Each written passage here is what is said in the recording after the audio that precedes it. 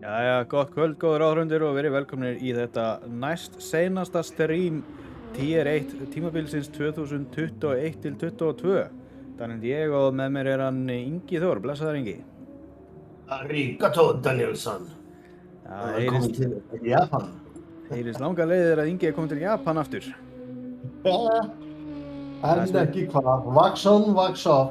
Já, nákvæmlega þannig að spurning hvort þú fer að æfa síðan tíska hreiminn fyrir seinasta reisið. Ja, I will get down with German. Þetta var svona austurískt, svona Arnold Schwarzenegger. Ég kann bara þýskan hreim, ekki þýsku sko, nema kannski var sem slíft svartur das. En já, gaman að þessu, velkomin til Japan við erum hérna stödd á Kyoto Driving Park og við erum að fara að keyra Yamagiwa plus Miyabi partinn af brautinni sem eiginlega 2 brautir samansettar. Já, það passar. Þetta eru mjög löng braut í kjölfarið og eins og við sjáum hérna það eru bara 25 ringir sem við erum að fara að taka sem eru frekar fáir fyrir Tier 1 en það er vegna þess að ringirnir eru bara mjög langir. Já, þetta er svipað og ringur á spaðalengd. Þetta eru hátt í 2,20, þetta er einhverstaðar 2,15 fyrir góða og svo niður úr.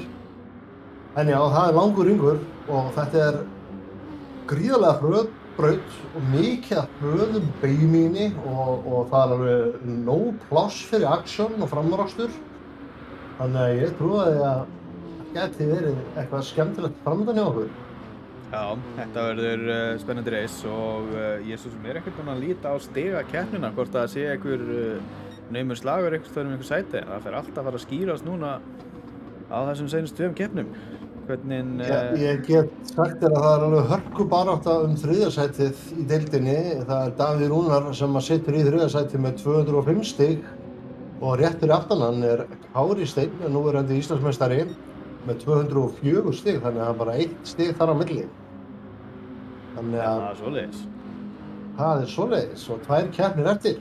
Þannig að það er hörkubarátta 3. sætið en þetta er aðeins skýrar á toppnum. Hannes situr í 1. sæti með 245 stig á meðan Eva María Knútsdóttir er með 247 stig í 2. sæti. Já, þannig að Hannes er svona svo gott sem búinn að taka þetta. Það lítur mjög vel út hjá dekkjakvíslaranum okkar. Já. Hann þarf í rauninni bara að klára í topp 10 á næstu 2 keppnum og þá er þetta komið hjá honum held ég. Já, hann er eitthvað, þarf að gera voða lítið hann að klára held ég. Já. Og með Supernova þá eru þau náttúrulega, það er liðið sem Hannes keyra, þau eru náttúrulega búin að rústa liðakeppninni. En það er hörku barátta 2. sætið, þar sem að Nokko Racing er í baráttu við TRG Iceland og þau Nokko Racing team er með 287 stig og meðan TGR eða Toyota Gazoo Racing Iceland er með 285 stig. Þannig að það eru bara 2 stig þar á milli. Þannig að þetta eru 2 baráttur inn í gangi í síðustu 2 keppnunum sem er verðt að fylgjast með, annars vegar 2. sæti í liðakeppninni og hins vegar 3. sæti til Íslandsmeistara. Já. Þannig að það er í rauninni ekki ennþá slegið í steininn hver verður á palli í loka baráttunni. Nei, það er bara 1 stig sem skilur af eins og staðan er og það er 2 keppnir eftir, þannig að það er nú er að dögðið að drepast fyrir Davíð Rúnar og Kára. Þau eru búin að vera sterkir, koma inn sterkir í síðustu mótum og flottur akstur hjá þeim í síðustu keppni. Það verður fróðlegt að sjá hvað þeir gera hérna í kvöld. Við erum náttúrulega bara í tímatökum núna. Þetta er, eins og vorum að segja, þetta eru mjög langir hringir þannig að það er ekki margir sénsar sem maður hefur hérna í tímatökunum. Við sjáum hérna að Eva er bara langfremst í tímatökum eins og og er á harddekkjunum, þannig að það er spurning, hún á örugglega eftir að fara inn í pitinn til þess að ná í medium dekk fyrir tímatökuring. Já, nokkur búinn að setja tíma ennþá, ekki... Nei, það er enginn búinn að setja Veit ekki bara komið átlappi á öllum keppendum og... Jú, það er þannig, ég var að meina að hún er fremst á brautinni. Já, og svo náttúrulega fara allir í pittinn og sækja medium tútunar. Já, það eru sumir búnir að gera það nú þegar, við sjáum að Guff er á medium, Hannes var búinn að ná í medium dekkin líka og Skeiri, Þorsteinn líka, Kári. Já. Svett hefur á medium búinn að taka 2 hringi til að brenna smá bensín. Já, sér það á þessum 2 hringjum erum búin með 12% af bensínu. Já. Þannig að það verður alveg spennandi aspekt í þessu líka, pit-strategían hjá fólkinu. Nú er hún á áklapp og kemur beint inn á brautina.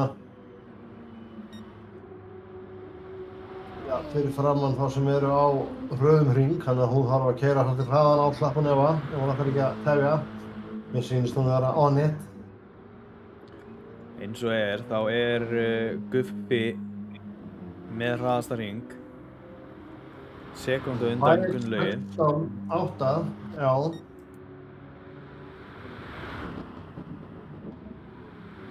Þetta er ágætis tími, en ég hugsa hann dugi nú ekki lengi í tímatökunum hérna. Þetta var eftir aðeins að lækka tíminn ef að æfingarnar eru allavega að segja eitthvað til kvöldið, þá þetta þetta í 2-5 tán og hver veit nema ykkur laumir sér rétt undir það, en það er alveg rosalegi tímar sem við erum búin að vera að horfa á hérna. Já, alveg svakalega sko. Bara á æfingarsessuninu áðan þá sá ég tíma sem að fór niður fyrir 2.15 sko. Það var komin í 2.14, 5 eitthvað svoleiðis minni. Öss. Það er skott að maður láti ekki sjá braut með viðkomandi aðila. Maður myndi bara lítið eins og rúkki við hliðina á honum. Já, það er. Það bestu tíminn minn í gær var 16.5 eitthvað, cirka bát. Já. Þannig að það er... Þú varst náttúrulega ekki á Godzillunni, þannig að... Reyndar ekki. Það skorti smá haustöfl í Porschen, það verður að viðkennast, en mikið gaman að keyra hann. Já, ekki trúa því. Það er bara svo leikfangan, skemmtilegur í beigjunum og svona. Eva er hérna að koma inn, seinustu beina er að fara yfir markið til að fara að byrja fyrsta tímaða hringinn sinn. 7,5 mínúta, næstu 8 mínútur eftir af tímatökum. Jæja, hann er sem setja hraðasta hring 2.14,9. Það er svakalegur hringur sko. Og Kári. Kári, ja, vel gert. 2.14,8, þetta er ekki mikið, en þetta er 100-asti. Nei, 10. hlutu.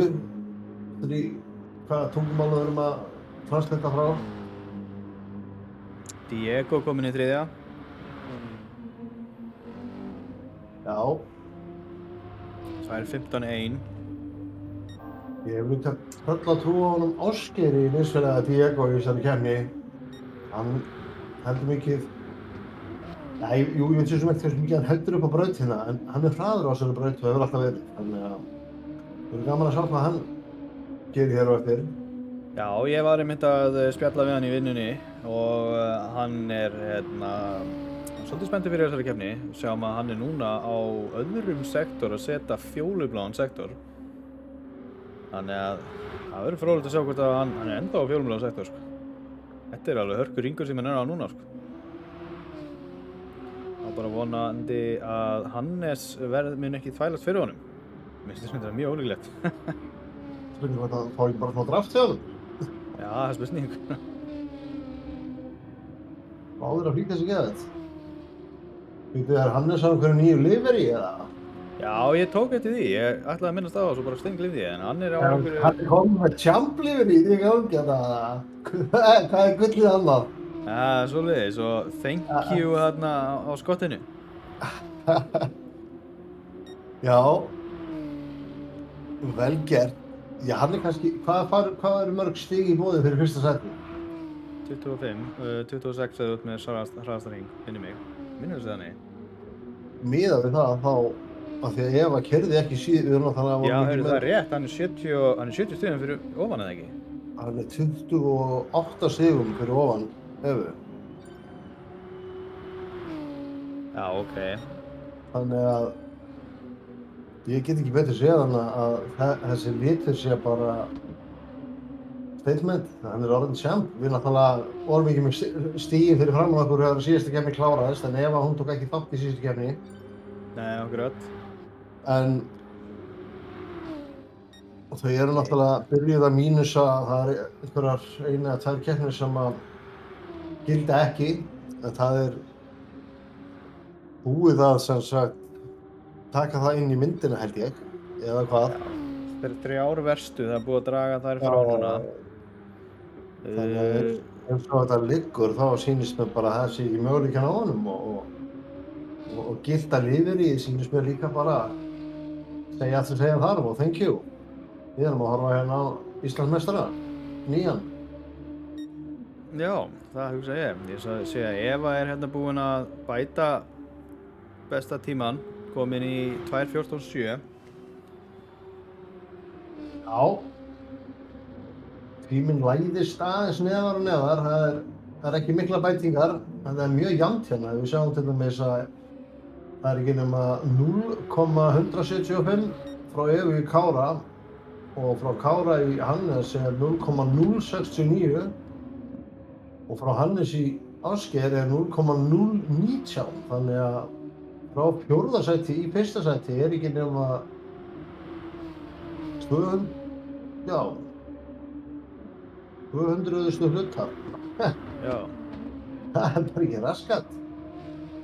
2/10, eða tæplega 3/10. Akkurat. Agnar Freyr kominn í spjallið hérna, góða kvöldið Agnar. Hann rósar Hannesi fyrir glæsilegt livery. Við bara verðum að taka undir það. Þetta er statement sem er alveg fullkomlega verðskulduður af. Já. Hún eiga rosalega tímabilan Hannes. Með 20 og, hvað sagðirðu, 6 stig á milli þeirra, eða 28? Hvað sagðirðu að væri? 28 stig. Já, þá sko á Eva ennþá séns, en til þess að þá þyrfti Hannes eiginlega að fá 0 stig í báðum keppnum, eða allavega annarri keppni.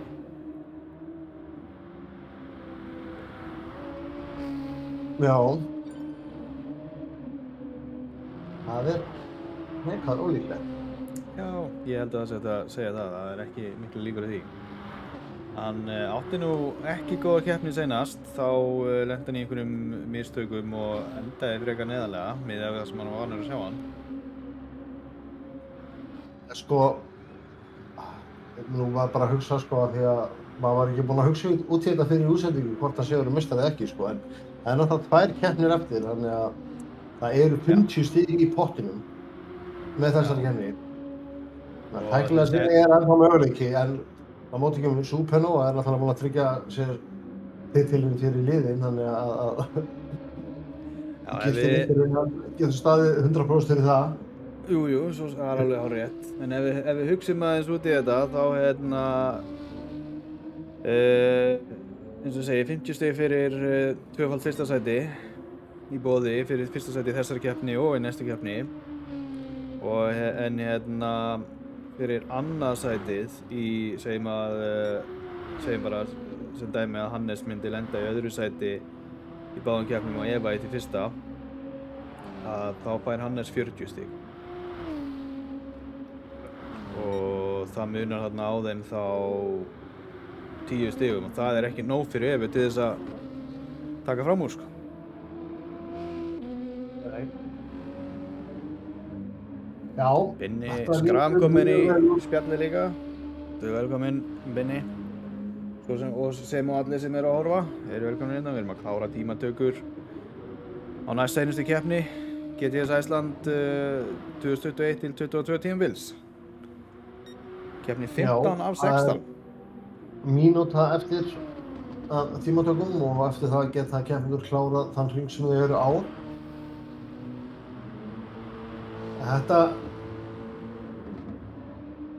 verður svolítið þéttur topp 5 hópurinn. Það er undir hálfri sekúndu frá 5. sæti yfir í það fyrsta og það er Ævar Valur Diego, eða bara eins og við kallum hann oftast Diego sem að er í 5. sæti.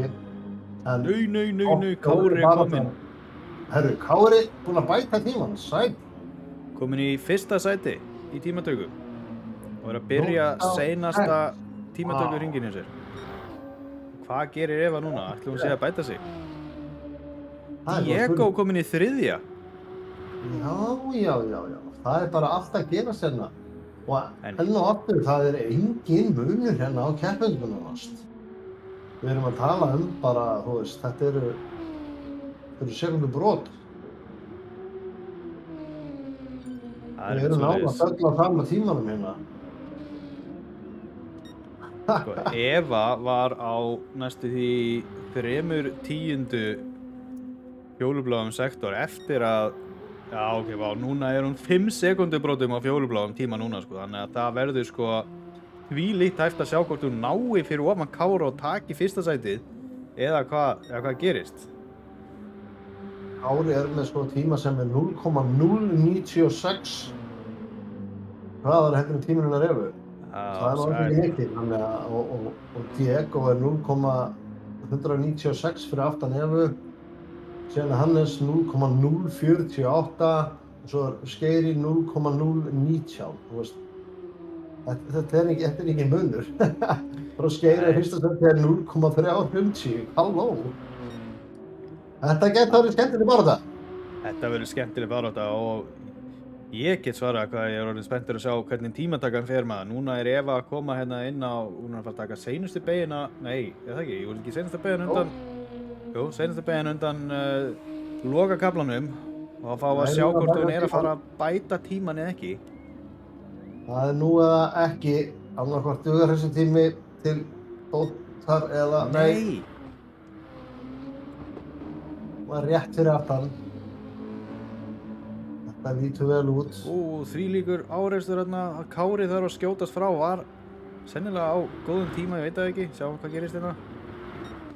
Það er ekki að bæta sig. 3 sekundubrotum á undan Evu, wow! 0,003. Þetta er ekki í lagi, þetta er bara rosalegt.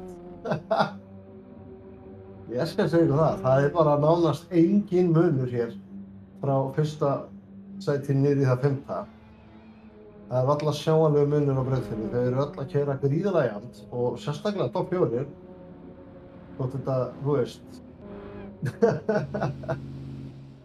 Þetta er svakalegt, sko. Ég held að við höfum bara aldrei hort á eins þéttan hóp í topp 5. Nei, akkurat.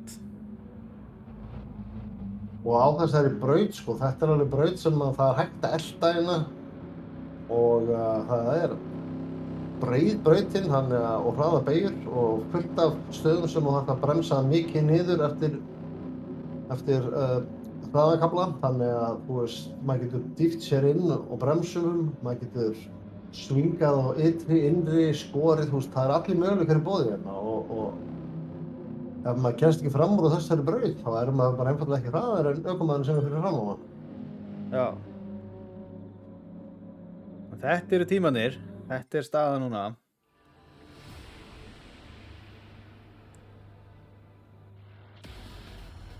Jæja, þetta er að gerast. Þetta verður gríðarlega spennandi. Bjöggi Freymórs kominn í spjallið hérna líka. Það er Bjöggi Freymórs kominn í spjallið líka. Velkomin mín vinnur. Vísar okkar. Sita spurningum í loftið ef það er eitthvað. Tækli þetta með okkur. Núna vil ég sjá spár núna í kvöld, sko. Út af því að það er bara ómögulegt að segja hvernig þetta fer, sko. Já. Sko. Þetta verður eitthvað. Þetta verður eitthvað, sko. Eins vel og mér líst á Diego og Kára, þá kannski ágætt að hafa í huga að þeir slíta dekkjum svolítið meira, heldur en Hannes og Eva. ég held gaman að sjá reyndar hvernig spilast úr þessu.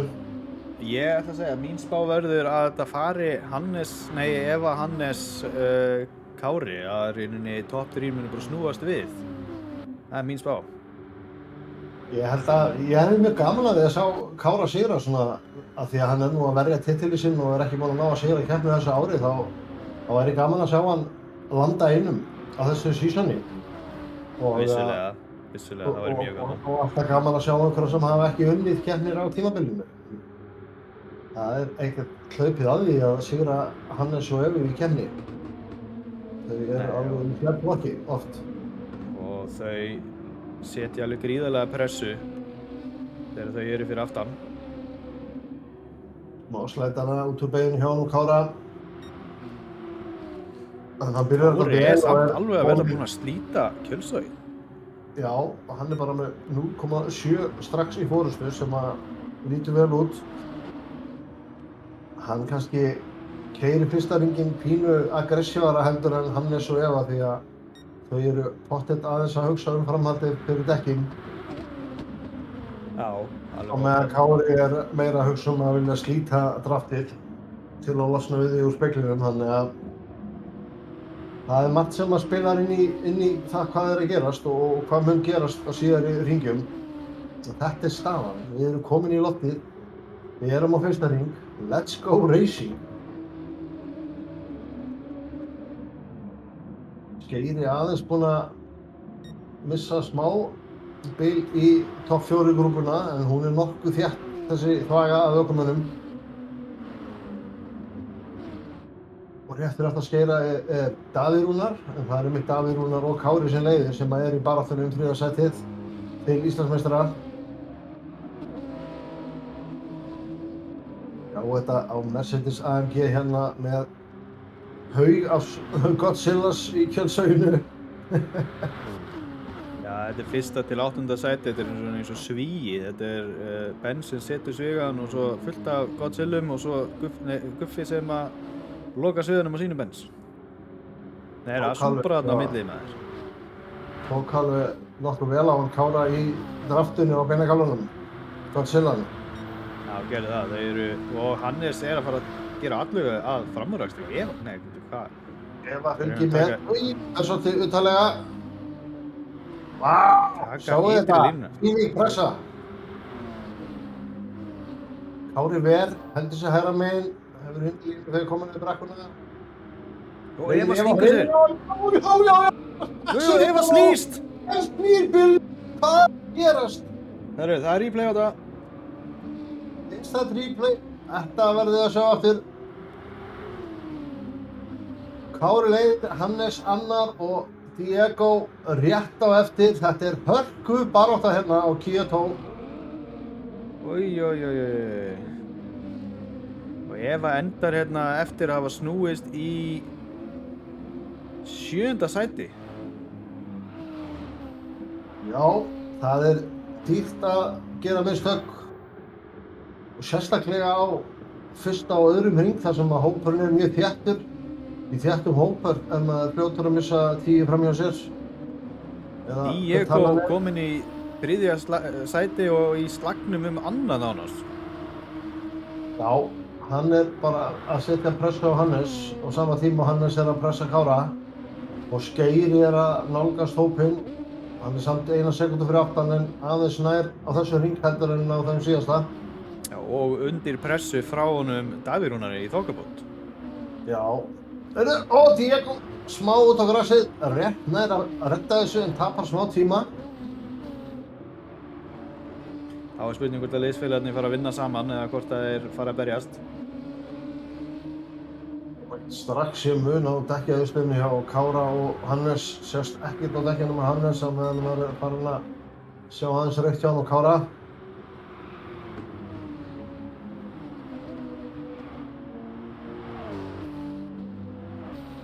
Þetta er rosalegt. Þeir eru búin að skilja sig svolítið frá honum Diego núna og Diego er kominn með Ásgeir í skottið á sér, liðsfélaga sinn og Davíð Rúnar.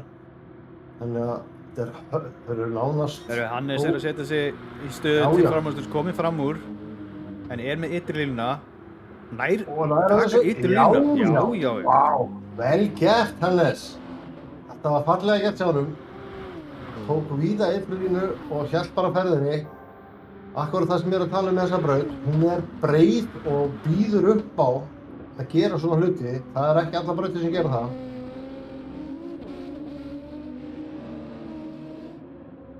Þannig að ég hef alltaf sagt að Kyoto er mjög skemmtileg til að eiga góð reis og það er það að keyra mjög nálægt hverjum öðrum en samt einhvern veginn hafa nóg pláss, fattarðu? Já, ég fatt það og Hannes náttúrulega búinn að setja gullið á bílinn sinn og er ákveðinn að hann ætlar að taka þetta, þannig að hann leyfir engum að vera fyrir framan sig í fyrsta sæti.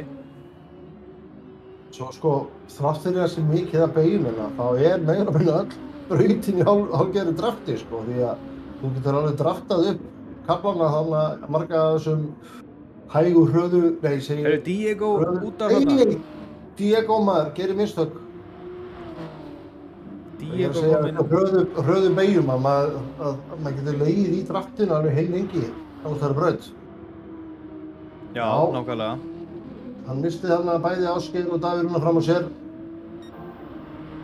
Þannig að Ásgeir er kominn í þriðja núna, Davíð Rúnar í það fjórða, Diego og Eva eru í 5. og 7. sæti. Þannig að það er heldur betur búið að breytast bara á þannig tóknum hérna á fyrstu hringjum. Það er nóg að gera sem þið sjáið. Það er líka það sem þessi braut er mjög hröð að þá hún er fljót að refsa þegar maður missir bílinn upp eða missir það smá úttap og hún getur sparkað mann í raskið rækilega þessi braut. Já, nákvæmlega. Hannes er svona hægt og bítandi að auka bilið á milli sín og Kára. Hann er alveg að vera kominn í það að vera búinn að missa hann úr kjölsóðinu. Með 2 dekk á grassinu hann út úr beiginni, ekkert slegið af allan tíman bensíngjöfin í botni. Svo sannum meistara ekkur fallegan Kári. Hannes fyrirgeði og líka Kári.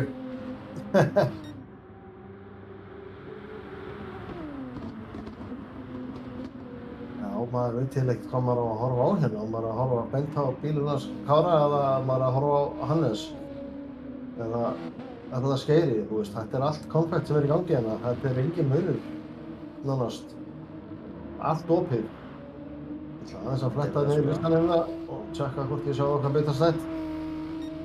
Spurning hvort að Eva fari fljótlega að gera sér allu að Diego Eva var komin upp í 7. Já, veitu, nú eru Diego og Eva komin fyrir neðan Gunnlaug sem að...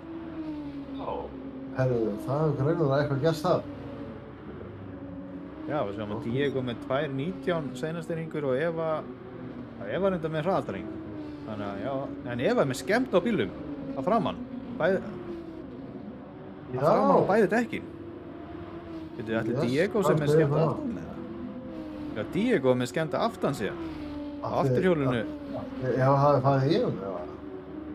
Þá finnst ég ágætt að vera ekkert að giska út til loftið. Ég sá mikið hvað gerðist, en það lítur út að því að Gunnlaugur komst fram fyrir bæði, þá svona eins og þau hafi lent í einhverju. Það verður fróðlegt að heyra hvað gerðist, en við mistum aðeins, því miður. Hún er sko Buffi bara komin í nánast stöðu til þess að fara að gera allu að Evu. Ef þessar skemmtir eru að fara að hægja mikið á bílunum, þá fer hún í pittin. Já, hún fer í pittin. Og við erum að horfa framúrakstur hérna Jón Valdimars að taka fram úr Dodda. Eða þá hvort að Doddi hafi verið að reyna að taka fram úr Jón Valdimars. Ég er alveg hvað með það að reyna. Hann er allavega komin undan núna. Eða hvað? Nei, Jón Valdimars er á undan. Ári er hins vegar ekkert að láta Hannes sleppa frá sér og heldur sig innan við, þetta er ekki nema 0,5 sem er á milli þeirra. Þannig að þetta plokkast ennþá undir hörku baráttu og Ásgeir er ekki langt fyrir aftan á 2. Hann er rúmri sekundu fyrir aftan Skeira. Nei, fyrir ekki við Kára. Já, þetta er svaka slagur hérna topp 3 í rauninni.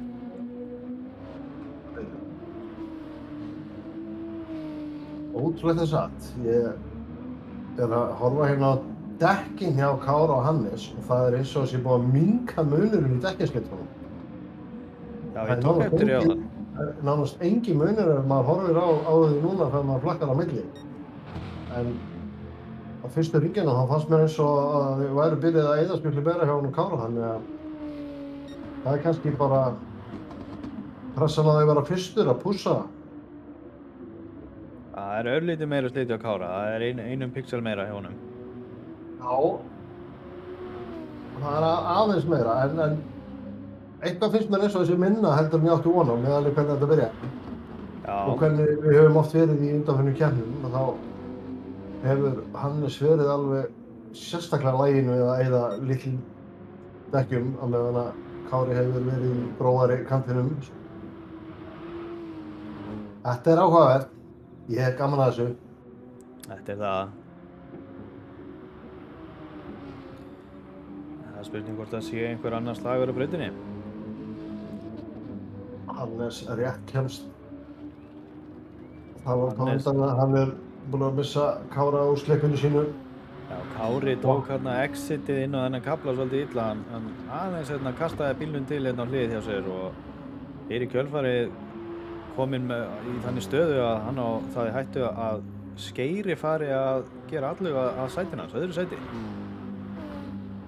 Hann þarf svolítið að vera í slippinu á hröðu beinukólunum. Það er að fara að hanga í Godzilla því að hún er tölvöld hraðari á beinukólunum. Já, er hún hraðari en bensin? Bensin er mjög hraðari líka, sko. Já, ég myndi segja það. Hann er kominn í alveg draumastöðu núna, alveg rúmri sekundu á undan.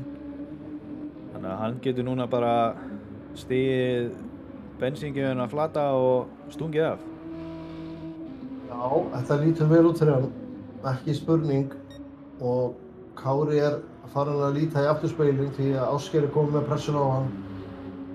Það hjálpar hún ekki að ná Hannes sem þurfa að fara að verja, en eins og ég segi, það getur allt skemmt á þessari braut og það er nógu eftir.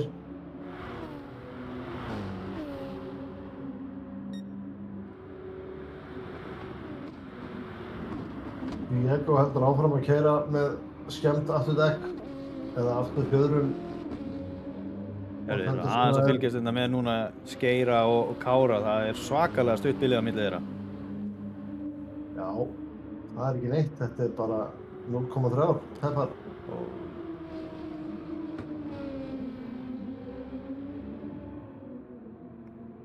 Og Binni Skram er að biðja að renna yfir dekkjastöðuna. Við gerum það hérna eftir þegar að róast aðeins þessi slagur hérna á milli Kára og Skeira og kíkjum á dekkinu hjá þeim. En eitt er víst að Eva er með bestu dekkin, ég veit það, hún er svo einu sem búin að fara í pit. Já, ég þurfti að taka 2 pissur í gær því að ég byrjaði á hörðum og setti óvart aftur á hörð. Já. Það var ekki gott.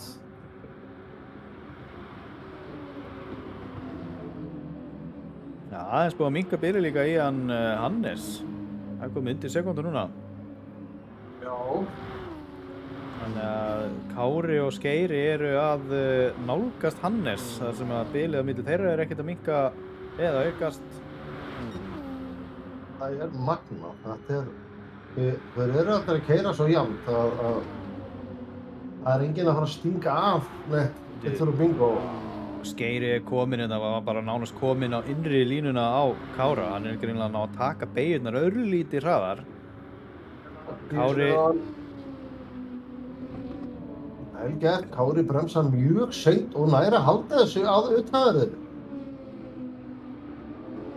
Keyrir þá þrengri beygju þurfti að fara aðeins hægar og nóg pláss, þannig að þetta var magnað að sjá.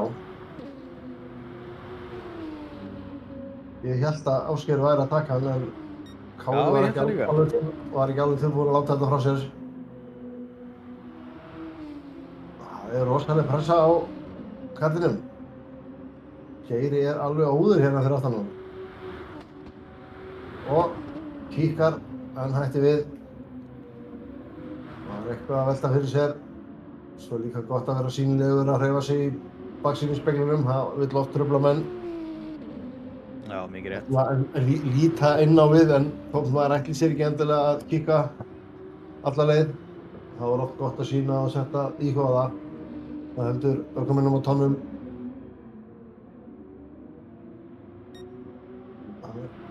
Þetta er aðeins búið að tefja á og Hannes er að græða því. Hann er komin í 1,4 á undan núna. Og Kári fer út af! Hvað er að gerast? Þess! Jöfull er hann heppinn að sleppa við skemmtarna maður. Heyrðu, ég ætla að replaya þetta. Vá. Ég ætla að sjá hvað gerist. En þetta er eitthvað farið með dekkin hans. Ég tek eftir í fyrir að vera að æfa á brautinni að maður snýst að þá finnum maður svolítið vel fyrir því á dekkjunum. Meira á þessari braut heldur en mörgum öðrum finnst mér. Þannig að það er spurning, vonandi sleppur hann þokkalega út úr þessu, en bíllinn er allavega ekki skemmdur. Þá er hann bara kominn hérna, farin að þurfa að verja fjórðasæti, sko. Á móti Gunnlaugi og Diego, sem eru bara alveg í bara stöðarunum á hver öðrum, alveg í stöðarunum hans líka, sko. GTR í allar áttir, hvert sem Kári lítur. Því líka heppnin að bíllinn hafi ekki skemmt þarna. Ég var alveg viss um að þetta væri vélaskemmt og allur pakkinn maður. Þetta var svo svakalegt högg þarna á vegginn. Svo vel smíðað maður, þetta er AMG. Já, nákvæmlega. Þetta er ekki eiginlega hugsað til þess að fara utan í vegg út í þetta er svo óstabilt. Þetta er ekki smíðað í Japan eins og Godzilla, sko. Nei, það er svona. Kári enda með paceið sitt, hann er strax að stinga Diego og Gunnlaug af, en náttúrulega Diego og Gunnlaugur eru að slást svolítið mikið núna. Já, en... Þannig að já, en áhugaverð, Kári er dottinn í fjórða núna og hver er á undan honum? Davíð Rúnar. Hver er í baráttunum titilinn, þriðja sæti? Það er Davíð Rúnar. Þannig að það sem að byrjaði að líta svolítið vel út fyrir Kára, það er búið að spilast upp í hendurnar á Davíð Rúnar, því að Kári þarf aftur á bakk og meðan hann er komin fram úr og enn og aftur finna þeir sig í baráttu þriðja sæti. Það er rétt. Já, hvað er minn? Diego er að standa sig eins og hetja hérna, hann er með skemmt á öðru afturhjólinu. Það virðist bara ekkert vera hrjá hann er strax búinn að stinga af Gunnlaug núna. Ég segi nú ekki stinga af, hann er búinn að missa hann samt úr kjölsóinu. Og er að minnka bilið í Kára. Já. Þau getur fundið sig í baráttu eftir smá stund og þetta getur orðið treföld baráttu af því að Kári er að nálgast Davíð sýnist mér, svona kannski ekki akkurat þegar maður starfur á tíma núna, en hann er að nálgast hann aðeins. Hann er að detta í kjölsói, það er bara 2/10 úr sekundu í það.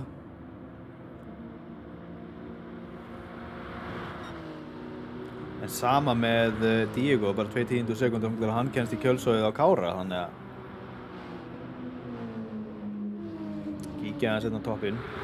Það er hvílíkur akstur hjá honum Skeira líka, þetta er eins og þú sagðir, hann er alveg stendur sér rosalega vel á þessari braut núna. Í öðru sæti sem er frábær staða og hann er bara ekkert að leyfa Hannesi að stinga sig af, sko, hann er bara 1,5 sekúndur frá honum.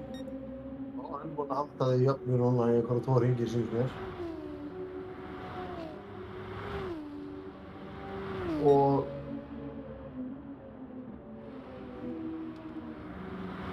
ótrúlega satt, þá er Ásgeir með minna eitt dekk heldur en Hannes. Við rennum hérna aðeins yfir dekkjastöðuna að vera biðin aftur í spjallinu. En dekkin hérna hjá Hannesi eru svona, já, eru þokkalega góð.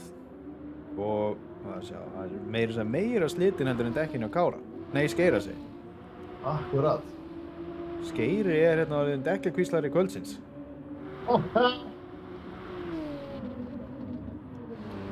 Já, Kíkjum á dekkinu á Davíð Rúnar, Súbaran er að fara á svona mjög svipað með dekkinu sín með. Kári, hann er komið svolítið slitið dekk.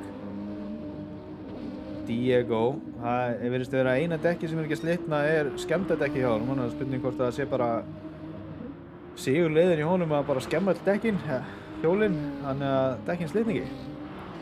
Því að það virðist ekki vera að kosta neitt tíma. Þau eru í jafnarinn í áttu vorna og dekkjaslitið. Alltaf að við förum frá Davíð Kára og yfir í Diego og Hannes og þá. Þetta...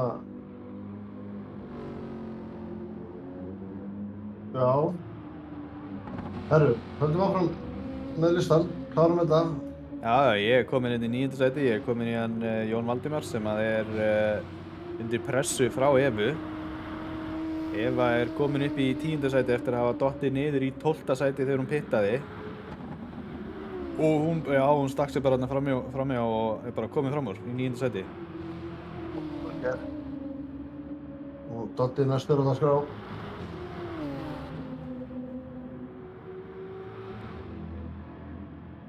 Gleym einum hérna. Og þannig nú dekkja staðan hjá öllum.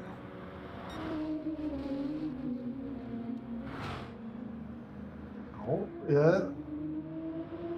pínu spenntur fyrir því hvað Ásgeir að fara vel með dekkin og hann kominn núna í sekúndu Frá Hannesi? Já, hann búinn að vera að sækja á hann núna á meðan að skoða dekkin. Það var dott í 0,9 hérna rétt áðan, en já, eins og sjáðu, það kom í 0,9 á milli þeirra, þannig að það er Þvílíkur akstur hjá Ásgeiri, þetta alveg, já, kemur á óvart. Byrjaði rólega og að vinna sig hægt upp, sko, og byggilega hugsa svolítið vel gúnið í leiðinni. Já. Þetta vel gert. Þau eru líka byrjuð í Davíð. Þannig að þau eru alveg í sérflokki hérna eins og staðan Það eru rúmar 6 sekúndur í 3. sætið. Já, það ennþá bara hörkuslagur hérna 3. til 5. sætið, sko. Kári bara komin í kjölsóðið hjá Davíð Rúnari. Diego ekki langt fyrir aftan. Það er Davíð Rúnar sem að leiðir stiga bara þennan á milli þeirra með 1 stigi. Þannig að Kári vill eflaust komast fram úr og það sem fyrst. Þegar þeir eru ekki bara slóst 3. sæti á Kyoto brautinni, heldur líka til Íslandsmeistara. Allt að gerast. Davíð Rúnar, Toyota Gazoo Racing, keyrir á Toyota Supra. Og meðan að Kári fyrir Nokko Racing Team á Mercedes AMG.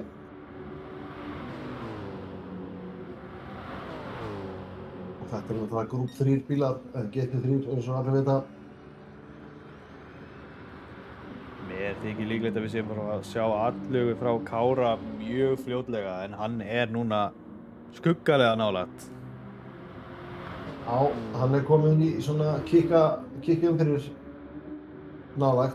Hann getur farið að kikka. Það hér utalega. Hann missir hann hann bremsa örlítið og seint. Já, og sko Diego að nálgast Kára töluvert hratt líka. Hann alveg að detti í kjölsögsstöðu. Þannig að þetta hörkubaráttan sem að myndast hérna.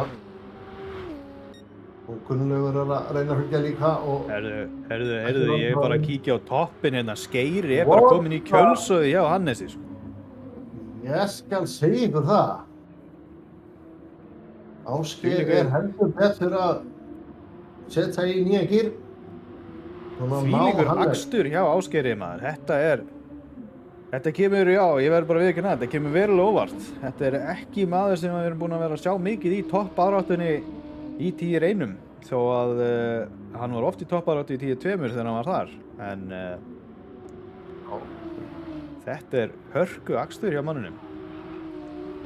Heldur betur. Hann að vinna fyrir Tasty í borgurunum sínum. Heldur betur. Hann skili sveittan eftir þessa keppni. Já, það alveg klárt mál. Það nú ekki með að næra að landa þessu fyrsta sæti. Það væri Söguleg stund. Og fær hann nú frýtt gos á franskar með líka sko. Já, þetta Þetta glæsilegt, gaman að sjá Ásgeir hérna í toppbaráttunni. Og eins og einhver sagði, hann alveg glæsilegur á þessari braut. Það heldur betur að sýna það. Já, hann Nostradamus hafði orð á því hérna fyrir í kvöld.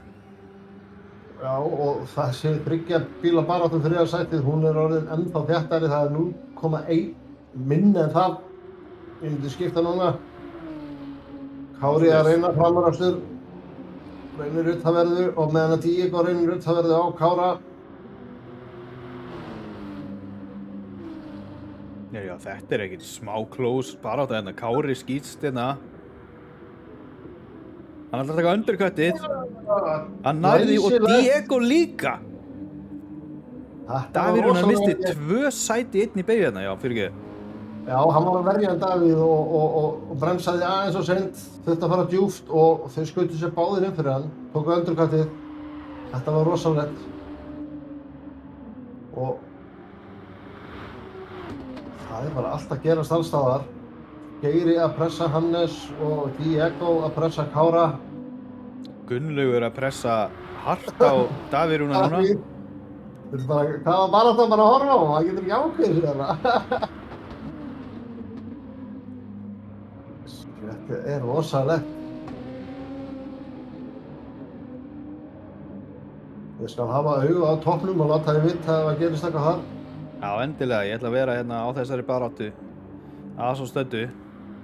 Þú vil alls ekki missa af toppslagnum, þannig að ég vaktaði þetta ástand meðan að þú horfir á þessar 6 bíla baráttu sem hann á skjánum.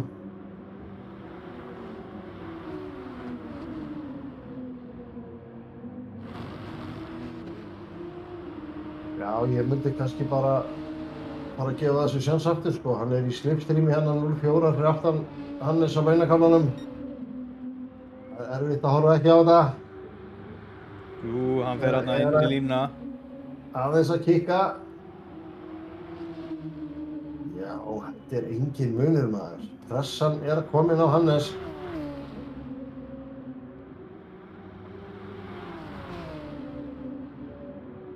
Ásgeir á betri dekkjum og að keyra hraðar í augnablikinu. Já, vá! Framdekkið hjá Hannes bara horfið. Já, hann geti hugsanlega eitthvað hafa tjókað þessu í baráttunum hann áðan, en Ásgeir í rosalega góðum dekkjamálum. Ætlar hann að reyna undercut núna? Nei, hann heldur sig við... Já, veitu? Ég skal segja það, komnir jafnir út af beginni og hvað? Þarf að vera ytri. Hannes að inn í línuna þarna, náðu að verja þetta. Þetta var samt flott tilraun hjá honum. Þetta verðskuldar að fara að kíkja inn í bílinn hérna, sko. Já, skelltur borð. Það hörkubarða inn í gangi. Ásgeir í Tasty Racing að pressa Hannes sem í Supernova. Já. Hannes hefur inn í línu í næstu beigur. Ásgeir fyrir auðvitaðverður. Reynir undercuttið aftur. Já. Smá kontakt hana. Þetta var tæft. Stróki bossan á Hannes eða smá. Þetta bara... Þvílíkur varnarakstur hjá Hannes en Ásgeir bara að ná að taka beina hraðar út í að dekkin hans eru ekki alveg búin eins og hjá Hannesi, sko.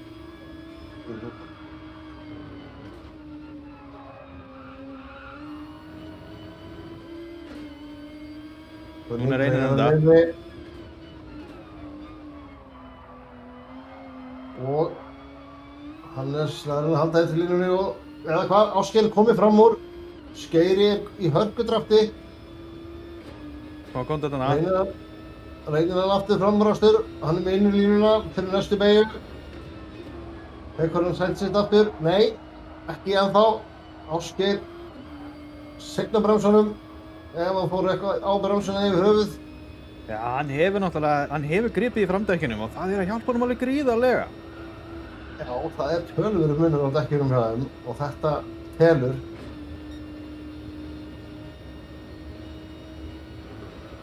Ásgeir Snorrason kominn í fyrsta sæti hérna í næst seinustu keppni Tier 1 2021 til 22. Já. Þvílíkt annað eins, ég á ekki eitt auka tekið orð. Og að taka dekkjakvíslarna á eigin bragði hérna með dekkjakvíslinu sínu. Ótrúlegt hvað er búinn að keyra dekkin vel til hjá sér og halda þeim góðum. Þetta er alveg einstaklega vel gert hjá honum Ásgeir. En hann er ekkert laus við Hannes þótt hann sé kominn fram úr. Hannes Algjörlega ekki, sko. Já, heldur gríðarlegri pressu hérna á hann.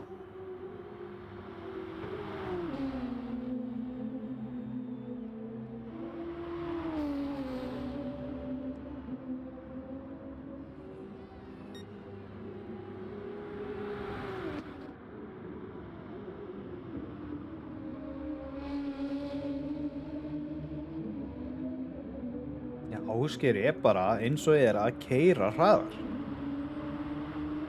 Og hann gefur honum Hannesi ekkert tækifæri til framúraksturs.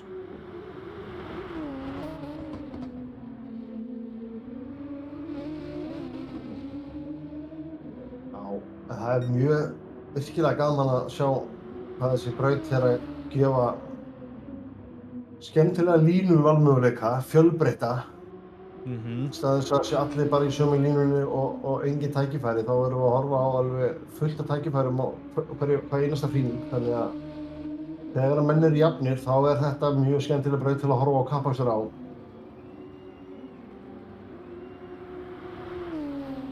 Við erum að byrja 15. hring.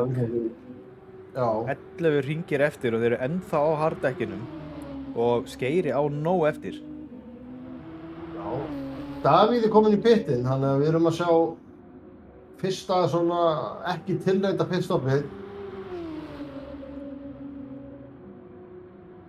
Þannig að það sem er 10 hringir eftir þá ætti það að fara að detta í það að ökumenn fara að koma inn og skipta yfir á pressan sem hann heldur á honum. Já. Vá. Skeiri verið inn í línuna. Hannes ætlar að reyna undercuttið. Serkan, það er að halda sér þröngum.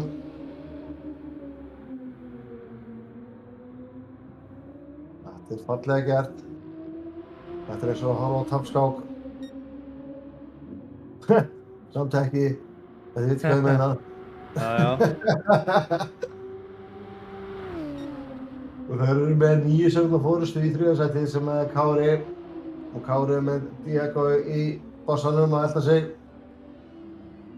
Og þetta eru bara nóg að gerast á brautinni. Eva komin upp í 6. sæti. Sé ég á listanum.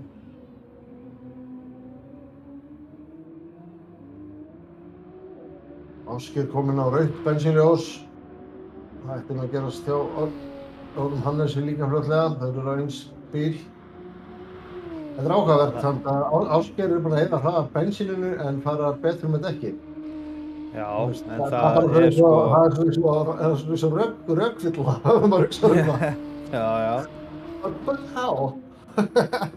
En það er sko núna eins og staðan er fyrir Ásgeir að þá þyrfti hann eiginlega að fara í pitt núna út af því að það er sko... Það er betra fyrir hann að láta Hannes vera lengur á mediumdekkinu með það að Hannes er að slíta dekkinu hraðar. Það er náttúrulega Skeiri veit það ekkert. En fer í pitt núna. En ekki Hannes. Hannes ætlar að taka annan hring. Hannes getur ekki tekið marga hringi, það er ekki mikið boði, kannski 1 til 2 en og hann gerir það með að auða braut fyrir fram að sig. Hann smá áhætta að lenda í umferð þegar hann fer í pittinn en á móti kemur Ásgeir er frá medium, þeir eru miklu hraðari. Já. Þannig að það verður áhugavert að sjá hvort að þegar Hannes kemur loks út úr pitt, þegar hann fer í pitt, hvort hann hafi grætt á þessu eða tapað á þessu. Já. Veltur svolítið á því hvort að Ásgeir lendi í umferð sem að hægir hann, en eins og staðan er þá er hann kominn á braut og það er enginn fyrir framan hann, þannig að það er ekki ólíklegt að hann komi til með að halda forystunni þegar Hannes fer í pitt verandi á hraðari dekkinu.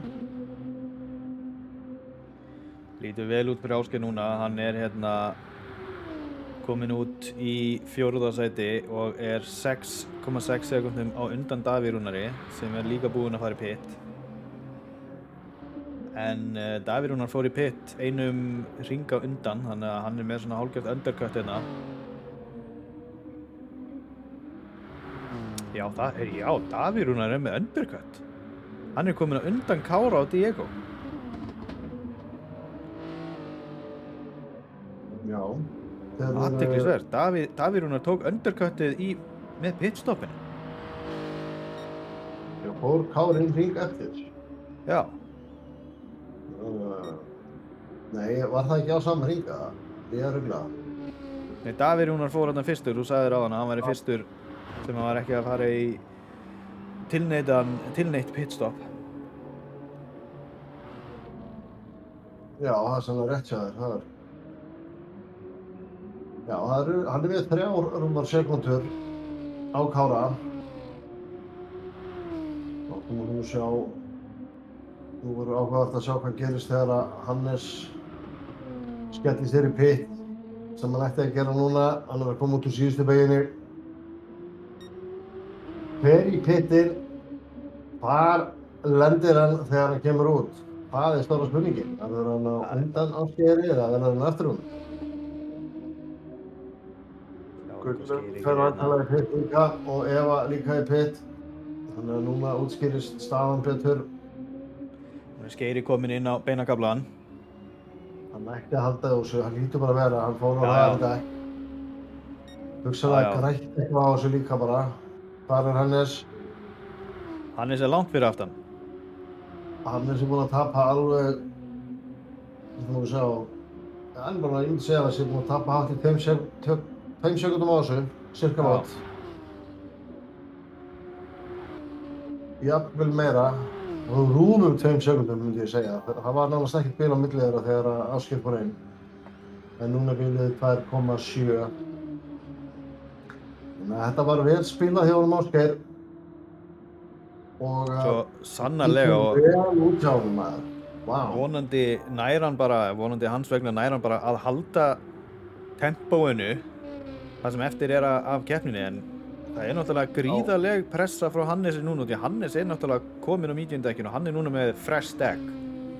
Já. Þannig að það verður fróðlegt að sjá hvað hann gerir, en líka mjög athyglisvert að sjá að Davíð Rúnar náði pódium á þessu pitstoppi að fara að hringa undan í pitinn og er núna með 3 sekúndna forskot á Kára. Hann aðeins að minka bilið, en það telur. Það er ekki auðvitað að vinna 3 sekundur upp. Nú, jákvæði fyrir Ásgeir í þessari stöðu er að hann getur komið út á brautina og er ekki með press á sér, þannig að hann þarf ekki að vera eyða dekkjunum of mikið í pressuakstri. Heldur getur hann gert eins og áðan, hitt dekkið mjúklega til og reynda að halda hann góðum, því að það var alveg töluður munur á dekkjunum hjá Ásgeir og Hannes. Þannig að jafnvel þótt að Hannes sé á einum hring yngri dekkjum, að þá er ekkert víst hvort að það sé að skila sér í betri dekkjum þegar þeir eru búin með þessa hringi, þeir eru komin á síðustu hringina. Nákvæmlega. Ja, þetta lítur rosalega vel út hjá Ásgeiri. Það er gott sem búið að haldast bara bilið þennan eina hring. Síðan hann fór í pit, eða síðan Hannes kom úr pit, skal ég segja. Já, það er bara, ef eitthvað er, það var að aukast núna, sko. Og Skeiri hérna með hraðasta hring 2.14.6. Það er Það er betri tími heldur en hraðasti tímatökurhringurinn var áðan. Já, á móti er hann á hálfum tang, en Já. enga síður, hann er á race pace. Þetta er bara rosalegur akstur í honum Ásgeiri. Þvílíkur akstur. Og hann er að stimpla sig hérna mjög sterkt inn sem kandidat í driver of the day, en það er ágætt að hérna spjallið og þeir sem við erum að horfa á hendin atkvæðum núna á eftir þegar við gerum smá könnun hverju ökumaður dagsins. Já, nákvæmlega. Ja, hann er búinn að keyra sig upp. Hann var í 5. sæti í tímatökunni. Hann var með Kára Diego, Evu og Hannes á undan sér. Og hér hann eftir 18 hringi kominn með 2,5 sekúndur í forskot. Vel gert! Þetta alveg tasty Óbærilega vel gert. akstur hjá honum. Svo sannarlega.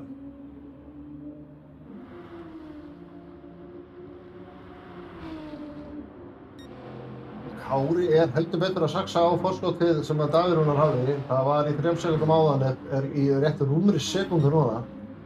Já. Þannig að hann að nálgast Davíð Rúnar svolítið hratt. Já, og það sem athyglisvert við það að bilið á milli Kára og Diego ekkert að auka, sko. Þannig að Diego líka að saksa svolítið vel á Davíð Rúnar.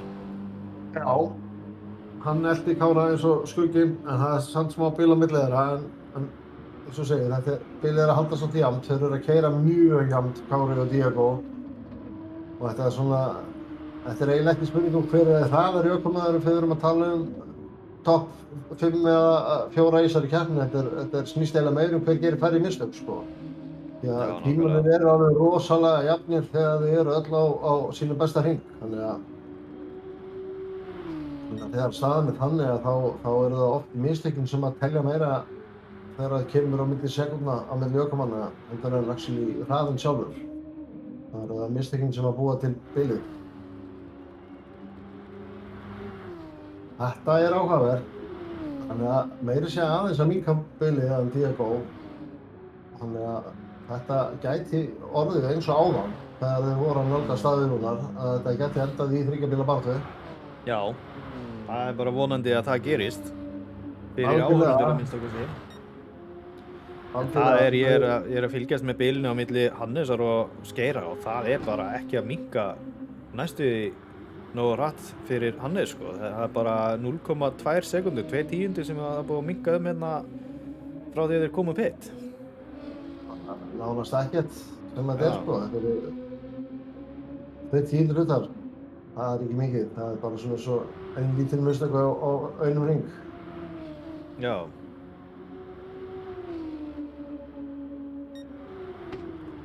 Því líkt peysa á honum Skeira hérna, sko. Já. Og hann með aðeins minna eitt afturdekk en mér sýnist framdekkin vera bara mjög svipuð hjá Ásgeir og Hannes. Meira segja aðeins meira eitt hjá Hannes heldur en Ásgeiri. Hann að fara aðeins meira með afturdekkin sína en Ásgeir, en framdekkin eru betri. Þannig að þessi dekkjamunur Hannes sennilega með bremsukraftin aðeins meira framan heldur en Skeiri. Sannlega, og Bæjarsinn nær miðjunni heldur en Ásgeir, hann sennilega með aðeins meira afturdekjarum.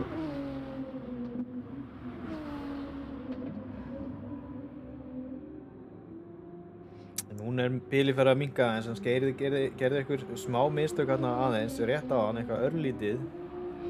En hann örugglega að fylgja stíft með bilinu og passa sig örugglega á þessu núna þegar hann sér hvað ein örlítil mistök geta kostað hann mikið. Hann segir að það bara, Hannes tók hálfa sekúndu á hann út af þessum smá mistökum sem að voru varla hægt að kalla mistök, en nóti þess að Hannes komst nær og það var hálf sekúnda sem hann tapaði hann á einum hring. Já, þannig að já, hann Skeiri þarf að Sjáðu Hannes byrjaði að auka aftur, sko. Já, ég á ekki til auka tekið orðið, þetta Glæsilegur akstur hérna hjá honum.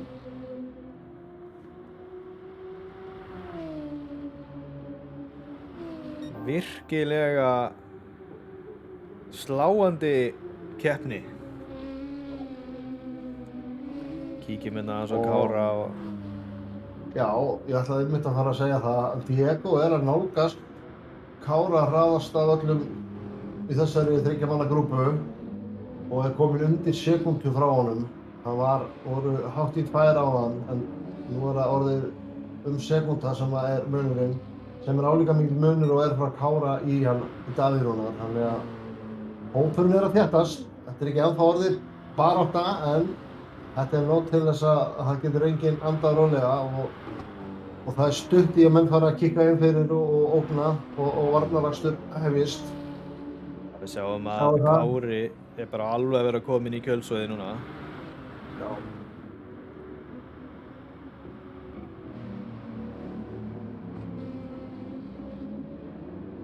Þetta er hörku barátta. Gaman að sjá. Kári er kominn í kjölsóðið á Davíð Rúnari. Það er bara þannig. Það er hálf sekúnda rétt rúm. Við erum á 20. hring. Þeir eru núna að klára... Nei, heyrðu, vá! Hannes er kominn í kjölsóðið á Skeira. Ég ætlaði einmitt að fara að segja þér að skipta. Það var orðið hálf sekúnda þar á milli. Óskar hefur sannlega gert einhver mistök. Ásgeir er með skemmta aftan. Nei! Hann hefur greinilega slætað upp í einhvern veggana. Ó, það er Ah, óheppilegt fyrir hann. elsku vinur. 21. ríka 25. Þetta er sorglegt að sjá því að þetta verður erfitt fyrir hann núna. Hann þarf að verjast í 5 hringi. Það er nánast ógerlegt á móti Hannesi á óskemmtum bíl. Já. Enda er Hannes búinn að taka fram úr. Já, þetta er agalegt. Agalegt að lenda í þessu. Það er spurning hversu mikil áhrif þetta er að hafa. Maður sér það strax á því hvernig Hannes tók fram úr að þú veist, hann er í miklu betri stöðu núna. Hann má bara vera góður hann Ásgeir ef hann er að halda sér úti og hann hefur reyndar alveg góðan tíma í Davíð Rúnar, þannig að hann ætti svo sem að geta hangið á öðru sætinu ef hann keyrir vel og gerir ekki mistök, en að berjast við Hannes, það gæti verið svo erfitt. Hann er að detta úr kjölsóði núna. Hann er í kjölsóðinu en bílið er samt að aukast. Það segir okkur bara það að þessar skemmtir eru að hægja á bílnum hans. Hann kemst ekki nógu hratt. Það sé skræðilega að gera smá mistök en Hannes reyndar. Þetta er engin agalega mikil munur og þetta er samt nóg til þess að gera svolítið út baráttuna. Já. Og það er kannski, ég veit það ekki, það geti verið hátt í hálf sekúndu á hring. Já. Erfitt að segja, en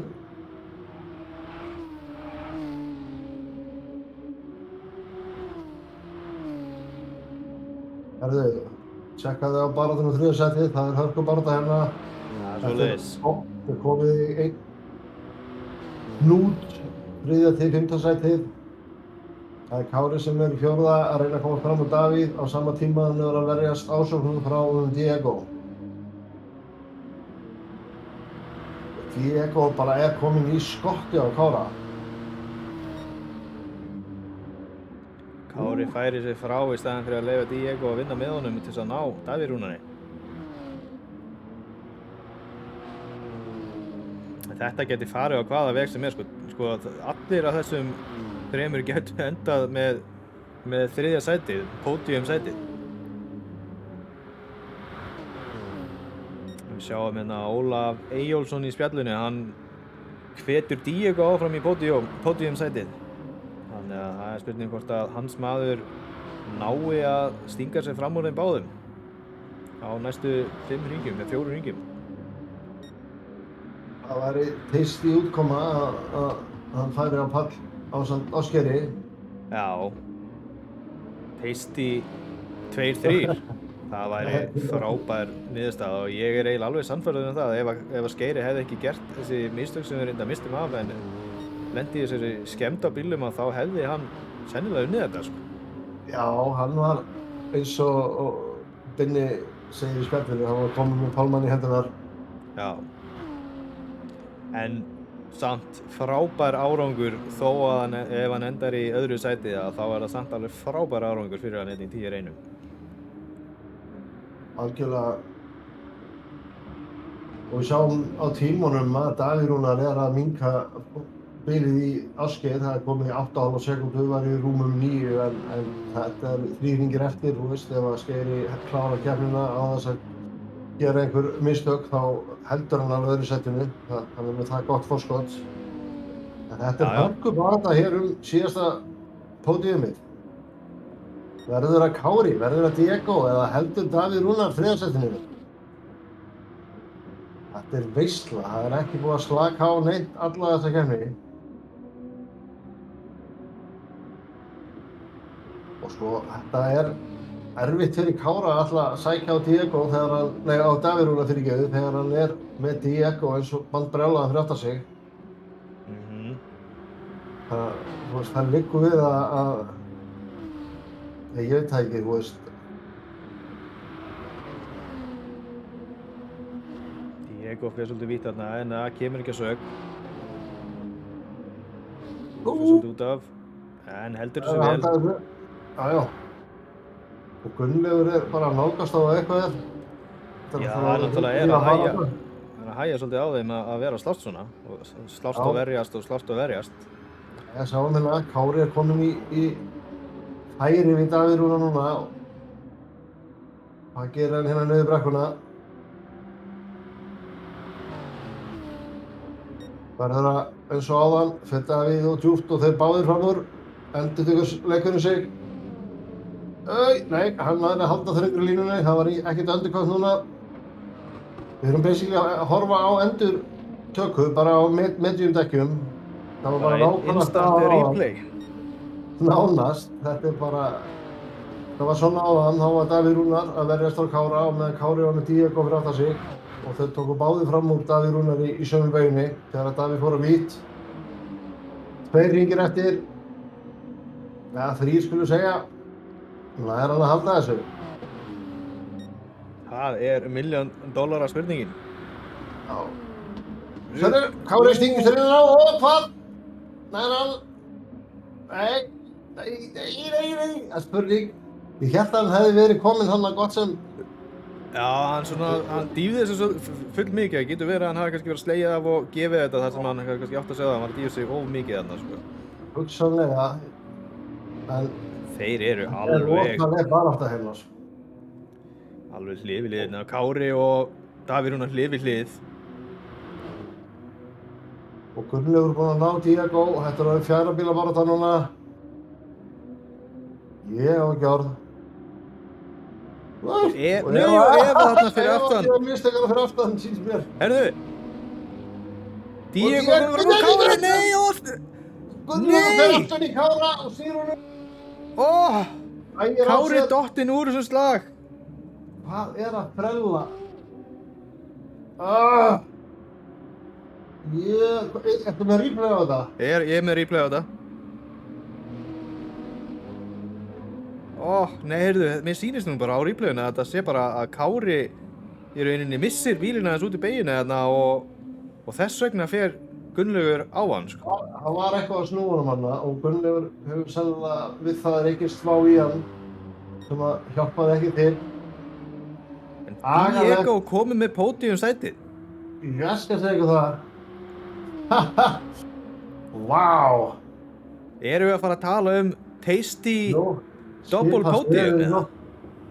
Ég bara, það gæti farið svo. Lítur mjög vel út eins og staðan er og það væri þá í fyrsta skipti sem að Tasty Racing væri með 2 sæti á pódium. Svo æsilegt. En Davíð Rúnar ekki búinn að láta Diego sleppa frá sér. En væri þetta þá ekki líka fyrsta skipti sem að Skeiri endar fyrir ofan Diego í TR1-keppni? Þori ég ekki að fara með... Nei, ég þori nú ekki að fullyrða það, en ég held það, sko. Ég er bara ekki hugmynd, sko. En hann er oftar búinn að vera allavega, hugsanlega alltaf, en mun oftar verið sjáanlegur í toppbaráttunni.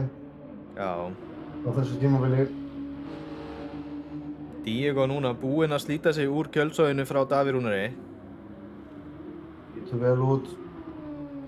Það er ekki nema hringur eftir cirka bát. Hannes er að koma í síðustu beyguna, síðasti hringinn. Hann er með 6 sekúndna fórustu á Ásgeir sem er með 8 sekúndna fórustu á Diego. Þetta er nokkuð augljóst og öruggt fyrir þá 2. Já. Þau þurfa bara að klára hringinn og Diego þarf að halda höfði. getur ekki alveg byrjað að slaka á því að Davíð Rúnar er sekúndu fyrir aftan hann. Herru, ég ætla að setja hérna, ég ætla að henda í Driver of the Day könnun. Já. Skellt þessi í loftið.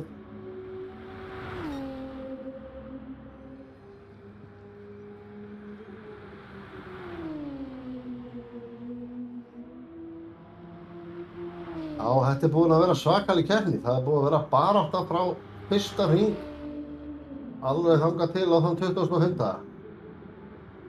Það er aldrei tækifæri til að slaka á og það er alltaf eitthvað til að horfa á brautinni. Þótt að hafi dregist á milli á sumum stöðum þá er alltaf þetta hoppa yfir og horfa á baráttu með eitthvað annað sæti. Og það er ekki fyrir núna á 25. hring af 25 sem að það er komin í svona smá logg í topp 5, eða topp 6 skulum við segja, þar sem að enginn er að ógna neinum. Diego virðist vera að landa þessu þriðja sæti því að það er 1,5 sekúnda í hann Davíð Rúnar. Og þetta er náttúrulega öruggt hjá Hannesi og Ásgeir. Og mér sýnist að vera hefur Diego líka. Mér sýnist Davíð Rúnar hafa sætt sig við 4. sætið og Diego búinn að grípa það þriðja og mun ekki sleppa. Eva komst hérna fram hjá Gunnlaugi. Komin upp í 5. sæti frá því að vera í því síðasta. Kári endar í 7. Já, agalegt að þetta skildi enda svona hjá honum Kára. Ekki hjálpa það nú í stigabaráttunni. Já, en nákvæmlega. það er ein keppni eftir og þetta er allt opið. En eins og staðan er og þá er Davíð að auka stiga forystur sína á Kára í 3. sæti til meistara. Sem er vel gert, en við ættum kannski að tjekka á honum Hannes sem kemur yfir línuna hérna. Og einsilegur akstur hjá honum, vel gert og Ásgeir fylgir eftir á. Hura, sjura, vura hjá honum Ásgeir. Hann var næstuð með þetta. Þetta er Tasty 2-3, báðir Tasty í pódium, Davíð Rúnar 4. sæti. Kemur síðan Eva hérna eftir, smá skrölt hérna. Heyrðu? Vá, þarna var hann tæp maður. Já, þetta lítur vel út hjá honum Ásgeir í Driver of the Day líka. Hann er með 89% atkvæða. Já, og hann er þrátt fyrir að enda í 2. sæti á skemmdum bíl að þá var hann hraðastur í dag því hann setti hraðasta hringinn þegar hann var að leiða keppnina sem að eru 2:14,6 slétt. Já, það er rétt. Það er glæsilegur tími, þannig að hann þarf að auka stig fyrir hraðasta hring. Vel gert Ásgeir, til hamingju og til hamingju Hannes með glæsilegan lagstur eins og alltaf. Vel að þessu kominn og glæsilegur akstur hjá honum Diego og þrátt fyrir mistök þá landaði hann 3. sætinu. Vel gert. Þetta var frábær keppni. Það var svo mikið að gera hérna í topp 5 slagnum að við náðum bara ekki að fylgjast með neinu öðru. Nei, það er bara málið. Það var allt að gerast allan tíman. Þessi braut, hún býður upp á gott racing. Það er bara þannig. Já, nákvæmlega svoleiðis. En þá er þetta niðurstaðan. Óskum Hannesi til hamingju með sigurinn og Skeira til hamingju með 2. sæti, hraðasta hring og Driver of the Day og honum Diego til hamingju með 3. sæti. Já, og bara Tasty Racing, frábær árangur hjá okkur. Vel safna stigum í stigabaráttunni. Já, nákvæmlega. Þetta var hörku keppni. Já.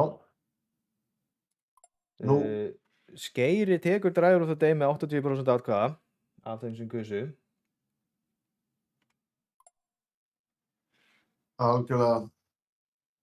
Hann er vel að því kominn og hann vann sig upp frá því að vera 5. að mig minnir í tímatökunum yfir í að ná forystu. Mjög flott hjá honum.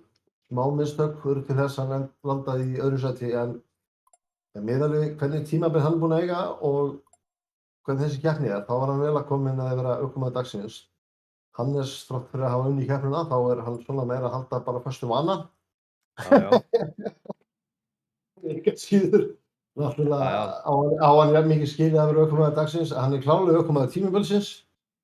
Alveg klárt mál og hann er náttúrulega, já, hann er svona default driver of the day en það er ekki hægt að gera annað en að skeira þennan titil í kvöld þar sem að þetta er framúrskarandi árangur hjá honum miðað við það sem við höfum séð hann gera hérna í sinni frumraun í Tier 1 frá því hann er búinn að vera 2 seasonar heil, held ég, núna. Já. En, já, eins og ég segi, sko, ég vil meina að driver of the day er meira hérna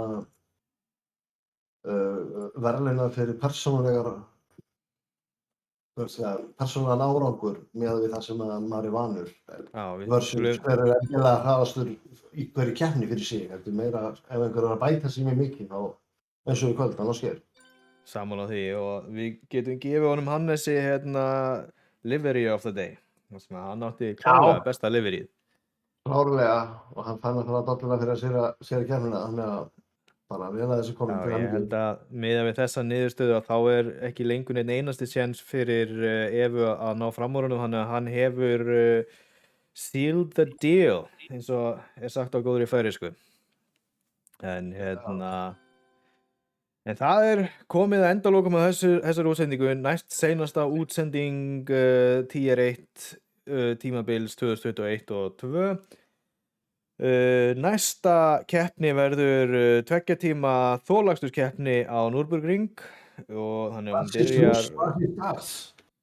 byrjar hvað aðeins fyrir eða ekki heldur en vanalega en ég mun ekki lýsa þeirri keppni þar sem að ég verð erlendis þannig að þið verðið að sætta ykkur við það að hafa hann Inga einsaman, ekki nema einhver komið með honum í lýsendastúkuna í þeirri keppni. Við finnum eitthvað út af þessu. Það kemur í ljós, en þangað til næst, þá segi ég bara hjartanlega þakkir fyrir mig. Takk sömuleiðis, verið sæl.